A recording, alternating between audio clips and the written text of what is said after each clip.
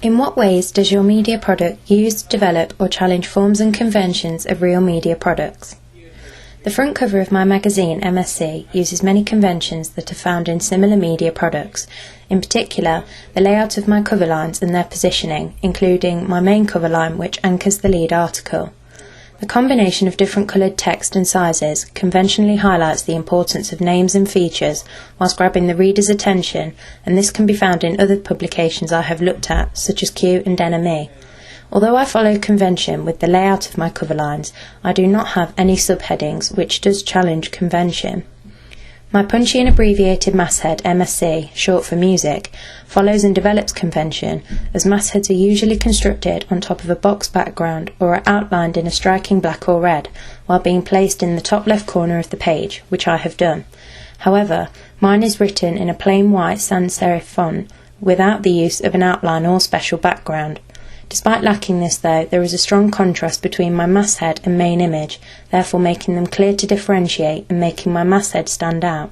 My selling line uses common conventions as well, as it is placed underneath the masthead in a white sans serif text, despite me originally planning to have it running across the top bar of the page. At the bottom of my page, I have also constructed a long banner with a boost that uses conventions and intrigues the reader, leading them to purchase the magazine. Along the bottom of my page there is also my conventionally placed barcode with conventional additional details, for example the issue number and date, and the price in British and American currency, connoting that my magazine is an established international publication. My main image is a fairly stereotypical representation of the conventions usually found on the front cover of a music magazine, such as the use of direct address to the audience, which appears very striking.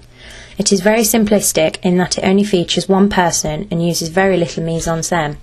The clear and bold image has been taken on a level, if slightly high angle, producing a medium close-up shot.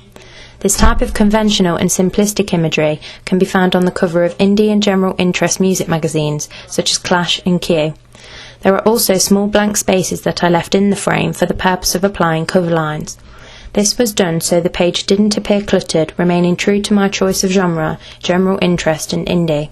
The background of my image is pretty much non-existent in its simplicity, which is something that can be changed in well-known general interest publications when producing anniversary or special editions. The layout of my contents page is very conventional and is what you would expect to see in a general interest magazine. At first glance you would probably be able to tell the genre of the magazine, as it is very clear and its features and content are stereotypical for my genre due to using conventions. For example, the use of columns that organise everything into regulars, features and the cover story section with the aid of page numbers for readers' navigation. Particularly in Q magazine, these kinds of categories and layout are what you'd expect to see. Unlike some publications, NME, I have challenged the convention of having dividers on my page, as I feel that they weren't necessary in the clarity and construction of my magazine and only made it look boxy and cluttered. On my contents page, I have included 4 images of artists, these being a consistent and conventional amount when looking at other magazines. 3 being of a live performance and 1 of my front cover artists for the cover story write-up, which is also a conventional image. I have chosen to follow convention and use 4 images of different sizes, as this makes the page more interesting and easy on the eye, while the variance in sizes connotes the importance of certain features in the issue. This also allowed me to limit the amount of text I had to produce on the page and follow conventions of any music magazine I have looked at, this including the application of captions under and on the images. The images themselves are generally taken as long shots and show nearly the full body of the artist. In the images, only relevant mise-en-scène instruments are used, and so this creates a positive representation, as a snap stereotypical judgment cannot be made on chosen props, for example when rock artists are pictured with an alcoholic drink or cigarette.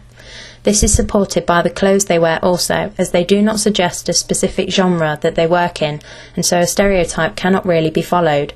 The fact that they are performing as well suggests realism and that they are down-to-earth people due to them not posing for the camera. My contents page title uses convention as it is very easy to see and is written in a black large sans serif font in the top left corner of the page.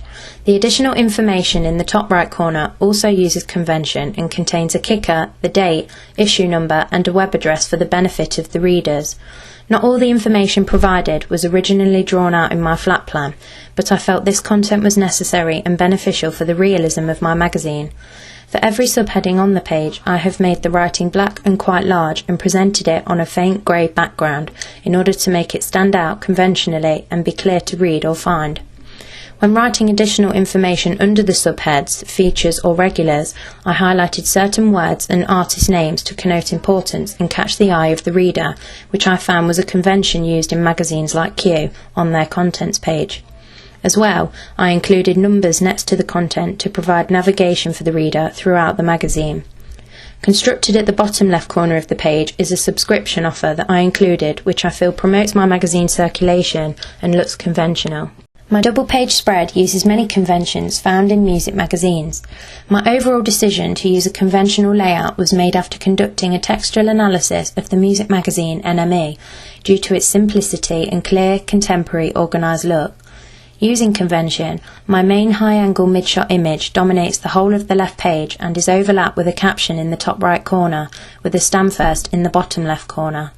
Both of these were constructed onto low-opacity burgundy boxes to be in keeping with my colour scheme, with the writing in a white sans serif text that had been used previously on other pages. The placing of my Stamfirst has been developed, as it is not regularly seen to overlap the image. Apart from editing the artist's skin and adjusting the image levels, the image was not edited, as I feel the artist looked very natural anyway and didn't want to overdo it. The mise-en-scène is very limited and doesn't really suggest much, other than the artist's pose, which makes her look very relaxed yet exposed. This is supported by the lack of direct address which was used in the contents and front cover image of the artist, therefore I felt it was unimportant for the double-page spread. On the right page, I have used conventions in that my pull quote headline stands out and nearly takes up half of the page in a sans serif black and burgundy text, following my house style and colour scheme in the style of NME's article. Under this, I constructed dividers to separate the headline from the body text and fill up some dead space which didn't look purposely left. I then developed convention by placing the article byline between the dividers, which was planned to be at the side of the body text. However, I feel it looked more structured at the top, under the headline, whilst also showing the importance of the writer. All of my body text was then laid out in 3 equal columns with equal gutter spacing, including a conventional drop cap to start and show the reader the beginning of the article, in the same style as NME, as I didn't want to use a bannered box. To continue my article, I have used an arrow to represent a jumper to the next page. I did not intend to use one, however, my article was longer than the space left on the page.